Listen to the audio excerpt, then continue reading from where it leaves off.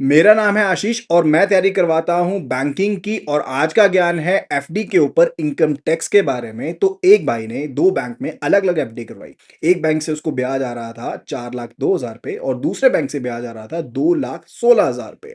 और इस भाई ने अपनी इनकम टैक्स रिटर्न नहीं भरी। तो बैंक होते हैं बहुत अच्छे मित्र इनकम टैक्स डिपार्टमेंट के। बैंकों ने बता दिया कि इस पर्सन को इतना इंटरेस्ट हम पे कर रहे हैं और सेक्शन 148 के अंदर इनकम टैक्स डिपार्टमेंट ने नोटिस निकाल दिया कि 30 दिन के अंदर अंदर अपनी इनकम टैक्स रिटर्न भरो, क्योंकि हमें पता है कि तुम्हारा इतना इतना मोटा ब्याज आ रहा है। तो इस भाई ने अपनी रिटर्न भर दी, लेकिन शो किए सिर्फ और सिर्फ 3,150 रुपए इनकम टैक्स रिटर्न में, और बोल दिया कि हम तो एक ट्रस्ट है और 7,63,000 पे हमने डोनेट किए हैं। इस पर इनकम टैक्स डिपार्टमेंट ने कहा ठीक है तुम ट्रस्ट हो, लेकिन जिन पर्संस को डोनेशन की है उनका नाम, पैन नंबर और एड्रेस प्रूफ हमें दो। लेकिन इस भाई ने कोई भी जवाब नहीं दिया। तो इनकम टैक्स डिपार्टमेंट ने अपनी तफ्तीश असेसमेंट स्टार्ट कर दी और इन्होंने जो छूट मिल सकती थी वो छूट भी दे दी। और एफडी के केस में भी जो थोड़ी बहुत छूट मिल सकती थी वो देने के बाद इन्होंने सेक्शन 270A के अंदर 2,68,000 की डिमांड रेज करी विद पेनल्टी। तो अगर आपकी भी कोई एफडी है किसी बैंक में, चाहे मोटी एफडी चाहे छोटी एफडी है, उसको शोकेस जरूर करें अपनी